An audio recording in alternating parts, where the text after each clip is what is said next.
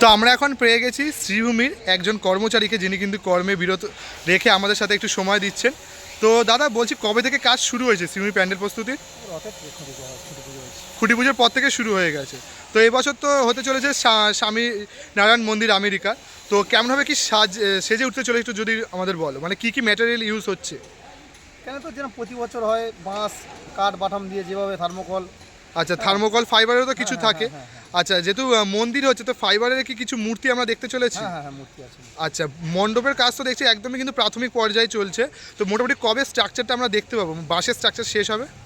একটা পুজোর মোটামুটি 10 দিন আগে দেখবে কমপ্লিট হয়ে গেছে। মানে শুধু বাঁশের স্ট্রাকচারটা বলছি, মানে টোটালি কমপ্লিট। আচ্ছা, টোটাল 10 দিন আগে আপনারা পুরো মণ্ডপ কমপ্লিট করে দিচ্ছেন। আচ্ছা, বাসের কাজ কবে শেষ হচ্ছে? বাঁশের কাজটা এখন প্রাথমিকভাবে বলা যাচ্ছে না, যেহেতু বৃষ্টি পড়ছে তাই কারণে তো কাজে বিঘ্ন ঘটছে। আচ্ছা, মানে বৃষ্টির জন্য শ্রীভূমিতে কিছু বিঘ্ন ঘটছে, তাই তো? আচ্ছা আচ্ছা। আর উচ্চতা কিরকম রয়েছে এবার মণ্ডপে? হ্যাঁ প্রায় 200 শুনছি। আচ্ছা, 200 ফুটের কাছাকাছি উচ্চতা রয়েছে। আর এমনি কি এবছর লাইট সাউন্ড সিস্টেম কিছু কি থাকতে চলেছে? তো থাকছে, আচ্ছা আচ্ছা। চমক তো থাকবেই। শ্রীভূমি পুজো, শ্রীভূমির পুজো বলে চমক তো থাকতেই হবে।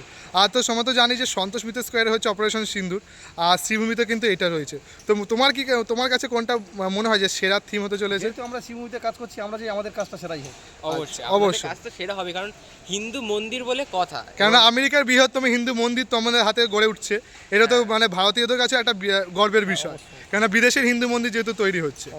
আচ্ছা, আর এমনি যে প্রতি বছর দেখতে পাই মন্দিরের এই সাইডটা জুড়েও কিন্তু অনেক কাজ থাকে। সাইড কাজগুলো মানে থাকছে। মন্দিরটা সাইডটা আমরা কিরকম দেখবো? সাইড থিমগুলো যেরকম থাকে মন্দিরের সঙ্গে সৌন্দর্য রেখে, মন্দিরের সঙ্গে সৌন্দর্য রেখে সেভাবে সাজানো হবে। মানে ওর যে ব্যাকগ্রাউন্ড আছে সেরকম? হ্যাঁ। আচ্ছা, আর ভেতরে কেমন কি থাকতে চলেছে? সামনে সিঁড়িটা পাচ্ছি না আমরা, এখানে তো সামনে সিঁড়িটা হ্যাঁ। হবে না।